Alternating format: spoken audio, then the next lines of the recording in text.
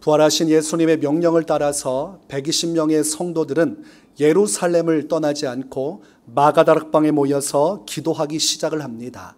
그 기도의 장소에는 11 제자들이 있었고 예수님을 따르던 여인들, 그리고 예수님의 친가족들, 그리고 다른 여러 성도들이 모여 있었습니다. 그들은 약속하신 성령을 간구하면서 함께 모여서 기도하기에 힘썼고, 그리고 몇 날 못 되어서 오순절 날이 되었을 때 성령께서 강림하셨습니다. 그때 성령께서 불과 같이 임하셨고 불의 혀같이 갈라지는 형태로 각 사람 머리 위에 임하시고 그때부터 방언으로 말하기를 시작했습니다. 제자들이 이 120명이나 되는 사람이 큰 소리로 방언으로 말하기 시작하자 그 일대에 있던 사람들이 충격을 받습니다. 각지에서 온 많은 사람들이 자신들의 고향의 언어로 이 제자들이 말하는 것을 듣고 놀라게 된 것입니다. 그 중에서는 이것을 개의치 않고 이들이 술에 취해서 헛소리를 하는 것이니 신경 쓸 필요가 없다, 조롱하는 사람들도 있었습니다. 그러나 성령께서 강림하심으로 말미암아 그 은사가 나타났고 방언으로 하나님의 신비한 일들을 여러 나라 말로 여러 지방 말로 외치기 시작을 한 것입니다. 이 놀라운 역사가 일어났고 이에 베드로가 그때부터 성령의 충만함을 받고 예수 그리스도의 복음을 많은 사람들 앞에서 담대하게 전파하기 시작을 합니다. 베드로가 예수 그리스도가 주님이 되시고 그리스도가 된다는 사실을 외치고 너희들이 죄 없는 그리스도요 주님을 십자가에 못 박아 죽였다는 사실을 명확하게 선포하자 그들의 마음이 요동치기 시작을 합니다. 그들이 생각할 때는 이 예수란 사람은 이단자이고 신성 모독자이고 마땅히 율법을 거슬렀으므로 십자가에 죽어 마땅한 자라 여겼지만 베드로가 전한 하나님의 말씀을 기준으로 볼 때 다윗이 예정하고 예언했던 그 그리스도가 이 예수님이란 사실을 그들이 받아들이기 시작합니다. 예수님이 다윗이 예고한 그리스도라는 사실을 받아들이게 되니까 지금 큰 참사가 벌어진 것을 인지하게 됩니다. 하나님이 예수님을 그리스도로 보냈지만 자신들이 그를 정죄하여서 죄 없는 그리스도를 십자가에 못 박아 죽였다는 사실, 그것을 깨닫게 되니까 그것이 고스란히 마음의 찔림으로 드러나기 시작을 합니다. 큰일 난 것이죠. 자신들이 하나님을 믿고 율법을 지킨다고 하면서 하나님의 약속대로 오신 그리스도를 십자가에 죽였으니 하나님 앞에서 얼마나 큰 잘못을 저지른 겁니까? 대형 사고가 터졌습니다. 그러니 어찌할 바를 모르고 그들이 벌벌벌 떨면서 마음의 찔림 속에 고통을 호소하기 시작합니다. 보면 37절에 보니까 그들이 이 말을 듣고 마음에 찔려 베드로와 다른 사도들에게 물어 이르되 형제들아 우리가 어찌할꼬 하거늘. 어찌할꼬는 마음의 찔림과 고통 속에서 나오는 탄식과 같은 것입니다. 성령께서 그들의 마음을 비추시니까 덮여뒀고 가려졌던 그들의 죄악이 드러났습니다. 아무도 모르고 자신도 모르던 그리스도를 죽인 이 죄가 들추어지니 그들이 몸둘 바를 모르고 있습니다. 성령은 죄를 온전히 조명하십니다. 그래서 그 죄를 인지하게 하시고 그 죄를 깨닫게 하시고 그리고 그 죄로 말미암아 돌이키는 회개의 역사를 이루시니 베드로가 선포한 이 말씀을 통해서 성령께서 역사하시고 그 말씀 속에서 사람들의 죄가 드러나므로 그들이 회개하기 전 단계 마음의 양심에 찔린 상태에 이르게 됩니다. 그리고 베드로는 그들이 마음이 흔들리는 것을 보고 가야 할 길을 제시하는데 그것이 본문 38절에 기록되어 있습니다. 베드로가 이르되 너희가 회개하여 각각 예수 그리스도의 이름으로 세례를 받고 죄 사함을 받으라. 그리하면 성령의 선물을 받으리니. 너희가 과연 죄 없는 예수님을 십자가에 못 박아 죽인 것은 큰 죄지만 그러나 기회가 있다. 지금 하나님 앞에 나와 예수님의 이름으로 죄 사함을 받으면 하나님께서 너희의 죄를 용서하여 주실 것이요 이제 회개의 마음으로 너가 예수님을 받아들이고 세례를 받으면 지금 너희가 보는 바와 같이 방언의 역사가 이루어진 것처럼 너희 또한 우리와 같이 성령을 선물로 받아 그분이 주시는 이 방언을 행할 수도 있을 것이다. 그러니 이들에게는 선택권이 없었습니다. 자신의 죄를 깨달은 이들이 선택할 수 있는 길은 예수 십자가의 피로 속죄함을 받는 길밖에 없었습니다. 그러나 이들이 완강하게 거부한다면 아무런 일도 안 일어나겠지만 그날 성령께서 강력하게 역사하심으로 그곳에 있는 수많은 사람들이 예수님을 구주로 받아들이고 영접하고 자신들이 저지른 죄를 온전히 다 회개합니다. 그리고 세례를 받음으로 그 안에 성령의 역사가 임하시는데 41절 말씀을 보니까 그 말을 받은 사람들은 세례를 받음에 이날의 신도의 수가 3,000이나 더하더라. 예수님의 십자가 복음을 전했고 성령의 역사하심을 통해서 회개하고 예수님을 믿는 복음의 능력이 나타났습니다. 복음의 능력은 작지 않고 강력했고 그날에 120명의 성도의 수를 훨씬 웃도는 3,000명이나 되는 사람들이 예수님을 믿기 시작했습니다. 여러분, 교회 성도가 120명인데 지금 새 가족이 몇 명이 온 것입니까? 3,000명이 왔죠? 그러면 수용 불가 아닙니까? 120명이 이 3,000명을 어떻게 합니까? 그러면 이 교회를 어떻게 운영했을까? 이 120명의 성도들이 함께 신앙생활로 나서 3,000명이 교회 공동체로 들어온 다음에 초대교회의 모습은 어떠했을까? 초대교회는 별다른 변화가 없습니다. 성령의 강림 이전에도 그들이 했던 바와 똑같이 3,000명이 왔을지라도 그들이 하는 신앙의 형태는 똑같았습니다. 그들이 어떤 신앙생활을 했습니까? 42절 말씀을 보니까 그들이 사도의 가르침을 받아 서로 교제하고 떡을 떼며 오로지 기도하기를 힘쓰니라. 3,000명이 들어왔는데도 그들은 동일한 모습으로 하나님의 말씀 앞에 서고 그 말씀을 붙들고 기도했고 그 말씀과 기도 속에 친교하며 교제했다는 것이지요. 그래서 새 번역에서는 이렇게 번역을 합니다. 그들은 사도들의 가르침에 몰두하며 서로 사귀는 일과 빵을 떼는 일과 기도에 힘썼다. 한결같이 변함이 없었다는 것이죠. 교회가 본질 위에 서면 상황과 환경이 바뀌어도 다른 어떤 것도 변할 이유가 없습니다. 사람이 적든 많든 변함없이 교회가 이루어야 할 공동체의 모습은 오늘 초대교회와 같은 모습이어야 됩니다. 말씀 공동체, 기도 공동체, 그리고 친교를 나누는 식사 공동체였다는 것이지요. 그들이 보인 모습은 갈라디아서 5장 6절의 말씀과 같으니 그리스도 예수 안에서는 할례나 무할례나 효력이 없으되 사랑으로서 역사하는 믿음뿐이니라. 예수님을 믿는 믿음 안에 사랑의 역사를 더하는, 그래서 말씀과 기도 속에 믿음을 더하고 그 속에 친교함으로 사랑의 역사를 더하는 일을 행하는 것입니다. 그래서 우리가 초대교회의 모습을 보면 이 모습은 딱 하나의 가족의 모습의 형태를 띠고 있음을 알 수가 있는 것이죠. 한 아버지를 모시고 모두가 한 형제와 자매가 되어서 함께 모여 말씀과 기도와 친교의 은혜를 나눈 것입니다. 그러므로 사람이 이 땅에서 예수님을 믿으면 두 개의 가족을 얻게 됩니다. 첫 번째는 태어날 때부터 혈연으로 얽힌 육신의 가족이 있고 또 한 가지는 예수 그리스도를 믿음으로 얻게 되는 하나님이 부르신 자들의 모임인 이 교회가 곧 하나의 영적인 가족입니다.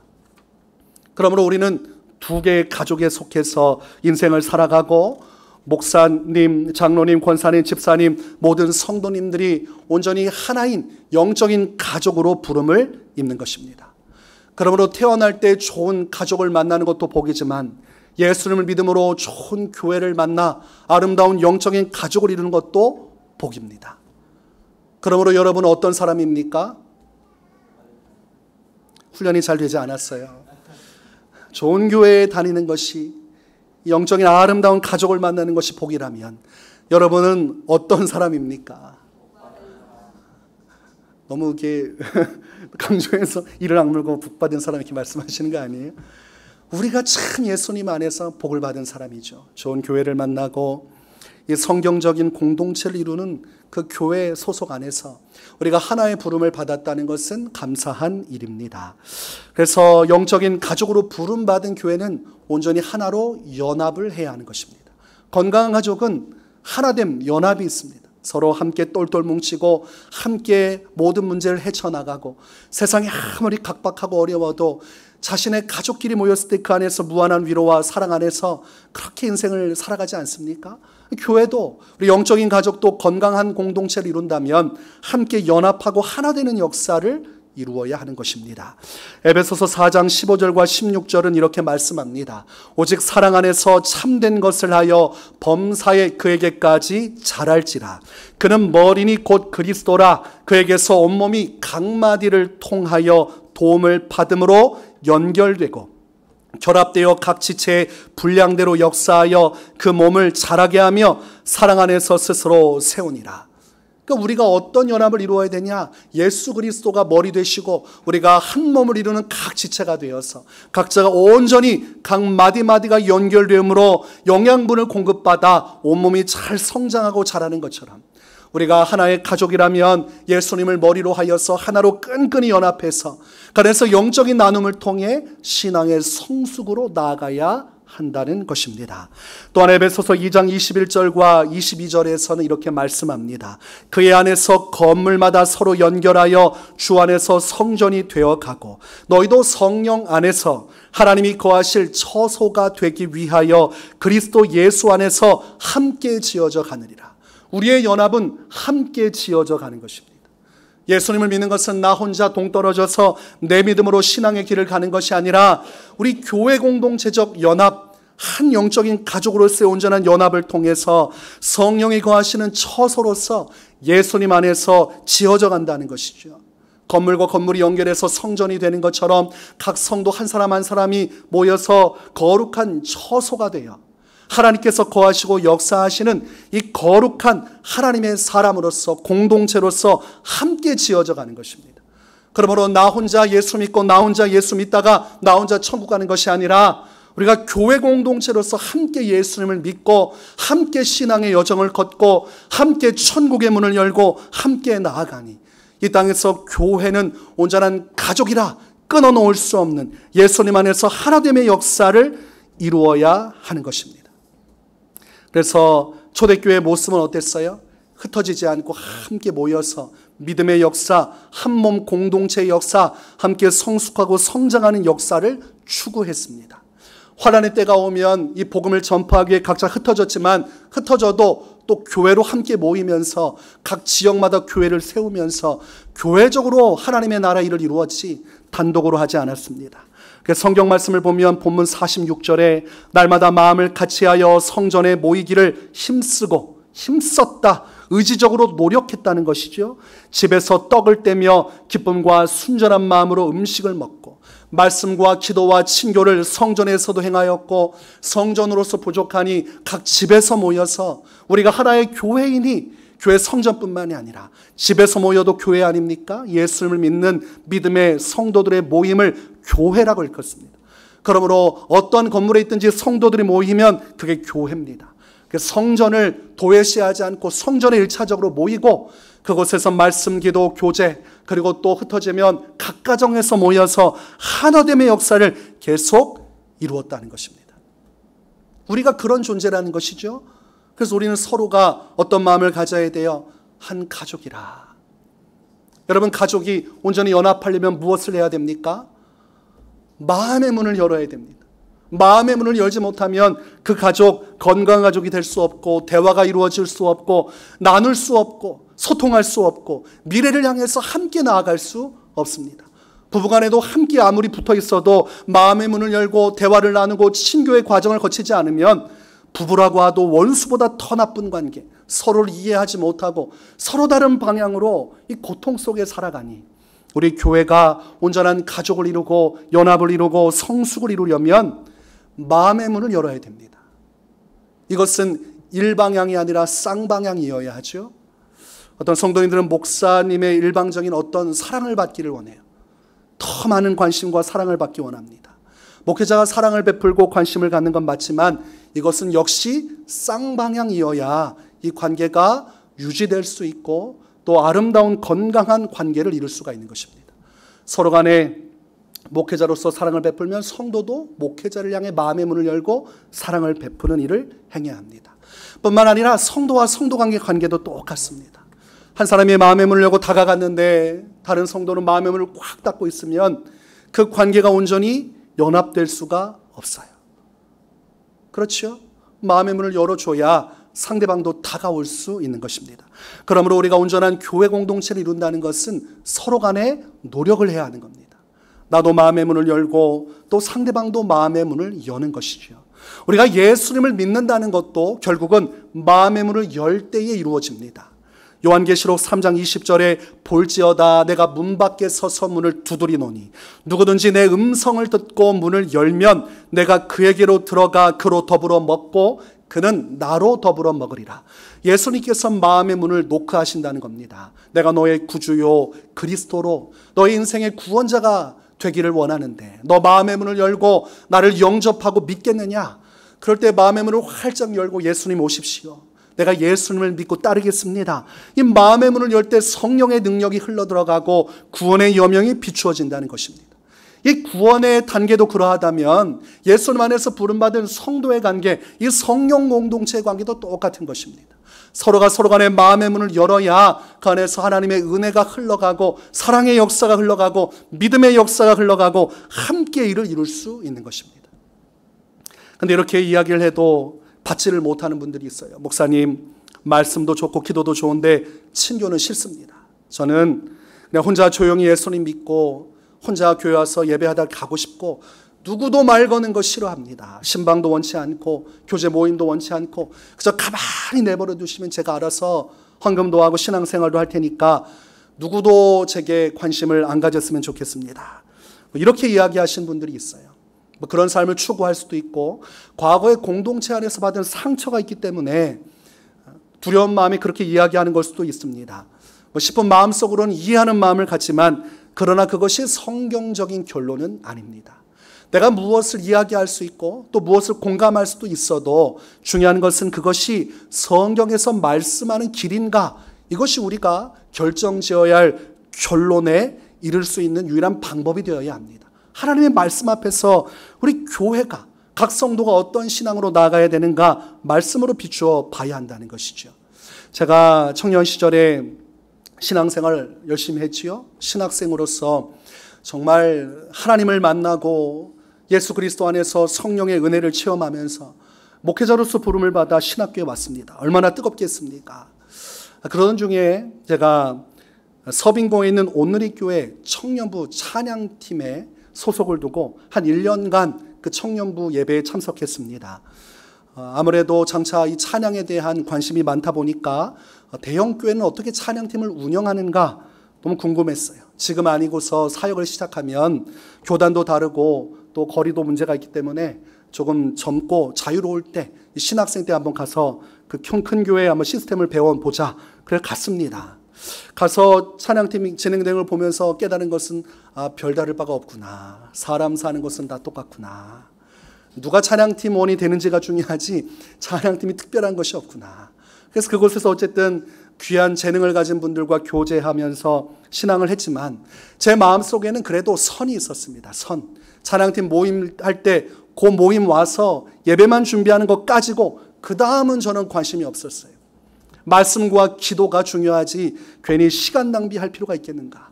사람들과 만나서 대화 나누고 시간 보내고 이런 것들이 다 쓸모없이 여겨졌습니다. 그때는 얼마나 더 기도해야 되는지, 얼마나 더 말씀을 봐야 되는지, 하나님 앞에서 쓰임받기 위해 내가 준비돼야 되지 않나, 이런 생각이 가득했기 때문에 그 친교는 그거는 시간 많은 사람들이나 하고 필요한 사람들이나 하는 거지 사명자는 그런 거에 시간 낭비하지 않는다, 이런 생각이 있었어요. 그래서 찬양팀 끝나고 식사한다고 그러면 저는 가지 않았습니다. 집이 저 부천 소사에 서울시인데 기숙사이기 때문도 했지만 가려고 그러면 1시간 반, 그래서 이것저것 하면 2시간 걸리기 때문에 이런저런 핑계로 빠졌어요. 그러니까 저를 어떻게 받겠습니까? 이상하게 받죠. 연습만 열심히 하고 나머지 모임은 하나도 참석을 안 하니까 나중에 이제 총무가 되는 분이 저를 불렀어요. 그리고 그분이 되게 부드러운 분인데 어쨌든 부드러운 언어로 할 말을 다 하더라고요. 그래서 빠지지 말아라. 우리의 모임은 우리가 예배 준비하는 것도 모임이지만 끝나고 함께 식사하고 교제하는 것도 모임이다. 그렇게 얘기를 하고 그것이 사역에 큰 도움이 된다. 이런 얘기를 하시길래 제가 받아들이지는 못했습니다. 왜냐하면 그때 제가 좀 교만한 마음이 있어서 항상 아니 얼마나 기도하길래 나한테 저런 말을 하나. 이 기준이 이제 기도하는 기준이라 저보다 기도 많이 안 하는 사람 말은 듣지 않았습니다. 그래서 이게 문제가 심각하죠. 개인적으로 뭐 열심은 할 수 있어도 그로 인해서 사람들과의 온전한 교제의 자리로 가지 못하고 자꾸 광야로 혼자 나가려고 하는, 하나님 보내신 적도 없는데 혼자 자꾸 광야로 가서 세례 요한처럼 살려고 하는 그런 생각이 있었습니다. 근데 어떡하겠습니까? 그렇게까지 얘기했으니까 그 다음부터 식사 모임도 하고 뭐 모이자는 건 제가 다 모였습니다. 또 안 모였다가는 또 한 소리 들을 것 같아서 불평하는 마음을 가졌지만 그러나 참석을 했어요. 그러나 그분들과 식사하고 이야기를 나누고 삶을 나누고 또 자기 집에 초대하기를 또 갔어요. 그때 드럼을 치는 형제분이 있었는데 몸이 얼마나 좋은지 몰라요. 그분이 형제가 집에 와서 같이 시간 보내자고 그래서 갔는데 거기서 서로 대화도 깊어지고 야식도 먹고 때로는 하룻밤 잠도 자고 이렇게 어울리면서 서로가 너무 친해져서 정말로 가족 같은 관계가 됐습니다. 그 안에서 서로가 얼굴만 봐도 웃음이 나고 기쁘고, 그래서 교회 갈 때 하나님 만나는 기쁨도 있지만 어떤 기쁨이 또 있어요?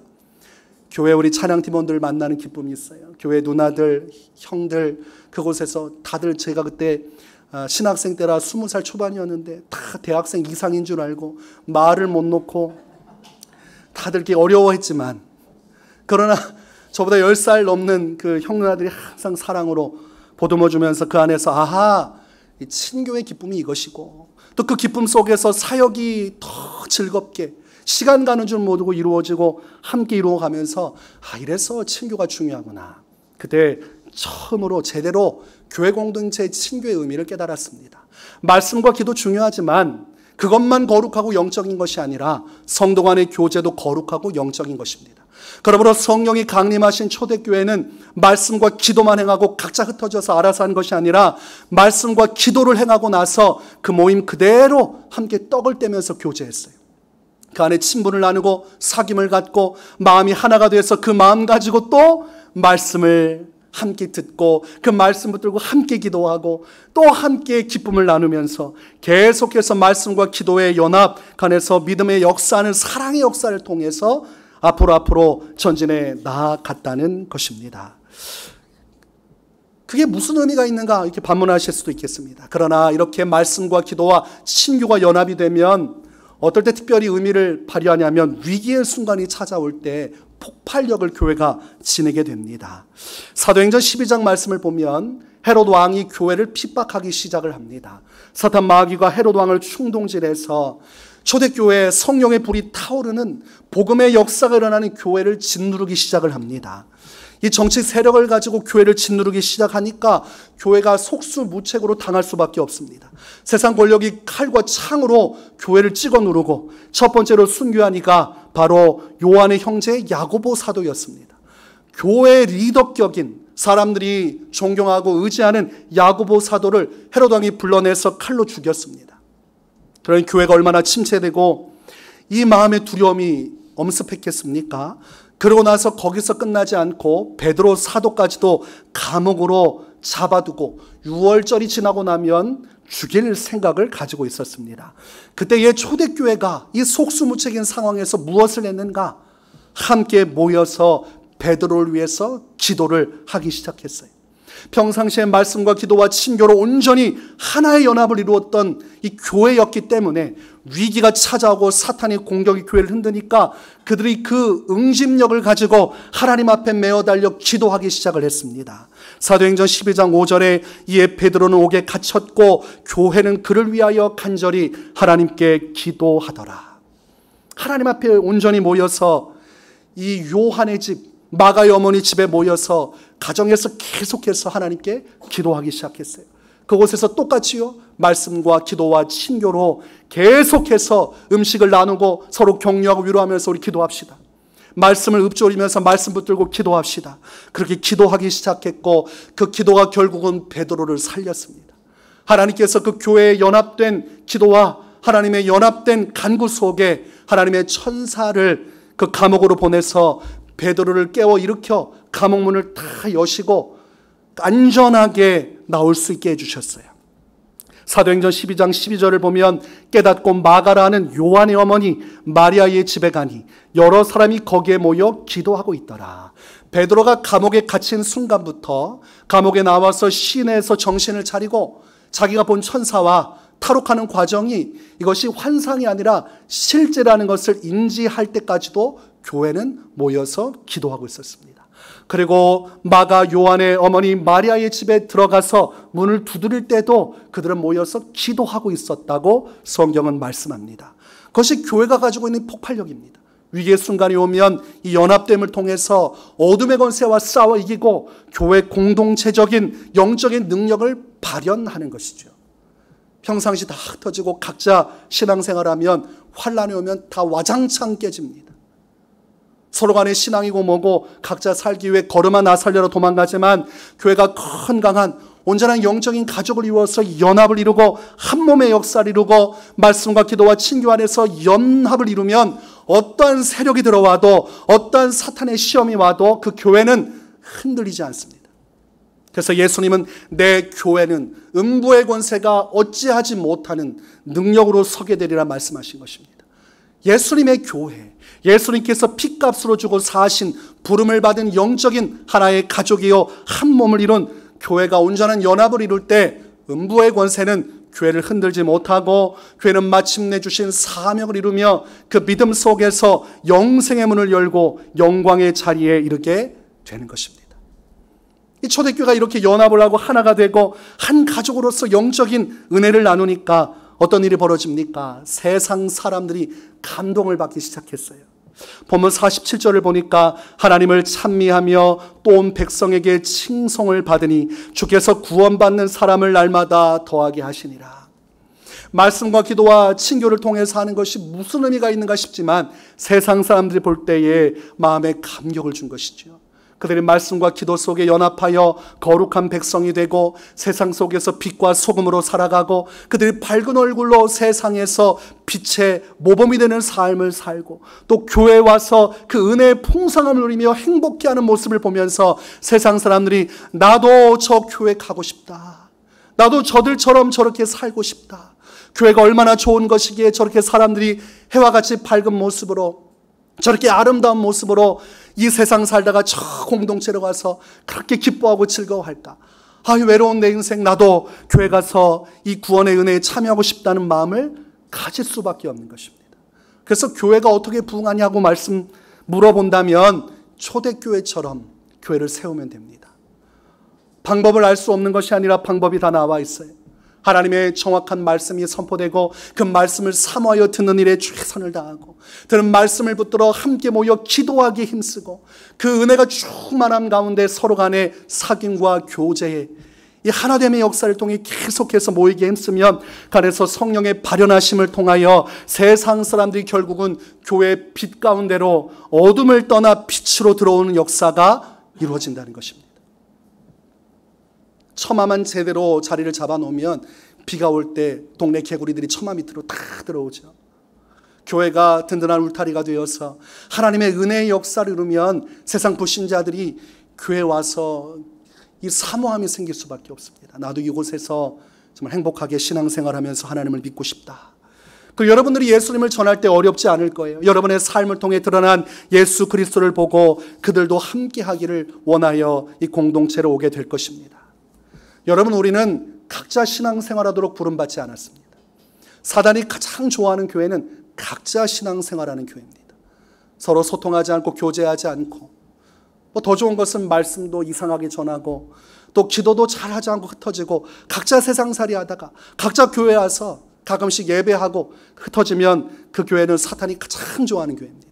성도 간의 기쁨도 없고 연합됨도 없고 각자 하다가 어떤 위기가 처하면 다 흩어져서 교회가 무너지고 기왓장조차 없어지죠. 코로나 기간에 저희 교회 안에 많은 교회들이 없어졌어요. 각 층마다 교회가 꽤 있었는데 결국 무너졌습니다. 교회를 세우는 것은 다른 비결이 아닙니다. 말씀과 기도 그리고 친교의 역사를 이루면 돼요. 그래서 가장 먼저 제가 부임해서 말씀을 세워나가는 사역에 집중했습니다. 한 명이 오시든 두 명이 오시든 사람 수 상관없이 말씀 있는 대로 잘 전하고 최선을 다하려고 노력했고 또 지금도 이제 기도의 역사를 이루고 있어요. 전교인 금요성령 집회 왜 굳이 하시냐? 그것을 의문 삼아 한다면 오늘 본문을 보시고 회개하시라. 오늘 함께 모여서 날마다 성전으로 날마다 집에서 모여서 기도하고 말씀 보고 친교하기에 바빴던 초대교회를 보면 우리가 한 달에 한 번 모이는 것도 죄송스러울 뿐이지요. 그렇지요? 그래서 목회자 보고 신앙생활하는 것이 아니라 말씀 속에서 내게 무엇을 요구하시는가? 하나님이 원하시는 교회의 모습은 무엇인가? 우리가 처음부터 완전한 교회로 설 수는 없어요. 지금 시간을 갖고 차분하게 단계를 밟아가고 있습니다. 교회의 기도의 역사를 지금 세워나가고 있는 과정 속에 있고, 전 여러분이 20년, 30년 신앙생활하고도 기도 5분을 하지 못하고 그 어둠에 영적으로 눌려 사는 인생이 아니라 정말 기도의 세계 속에서 하나님을 만나고 신령한 은혜를 누리고 그 기도의 기쁨과 소망으로 살아가는 성도로 서기를 원합니다. 전 여러분이 교회 와서 아무런 감흥이 없고 나 혼자만 주님 바라보다 가는 자들이 아니라 이곳에서 진정한 가족을 만나고 서로가 서로에게 가족이 되어주고 형제가 되어주고 자매가 되어주고 때로는 아버지가 되어주고 어미가 되어주고 서로가 이 안에서 지극한 사랑을 나눌 수 있는, 누구라도 이곳에 오면 위로받고 사랑을 받아 그 속에서 예수님을 만날 수 있는 그런 친교의 공동체를 이루기 원해요. 만약 말씀, 기도, 친교 이 세 가지로 우리 교회를 평가한다면 제일 약한 것이 뭡니까? 친교죠. 네, 제가 부임하자마자 코로나 바이러스가 시작되고 저희 교회 신천지라고 해가지고 아무것도 안 했는데 그냥 신천지라고 그냥 동네 소문이 다 나가지고 해명하느라 고생 좀 했습니다. 10층에 신천지가 있었잖아요. 네, 참 재미있는 것은 우리 교회는 신천지 아웃 포스터를 붙이지 않았는데 신천지는 자기들 입구에다가 신천지 아웃 포스터를 붙였다는 사실입니다. 재미난 사실이죠. 자기들이 자기들을 부정하는 포스터를 붙이니 그들이 왜 이단인지 알 수가 있죠. 거짓의 영에 휘말려서 거짓말로 거짓된 역사를 이루는 것입니다. 그러므로 우리가 친교 부분은 지금 더 목적을 두고 노력을 해야 됩니다.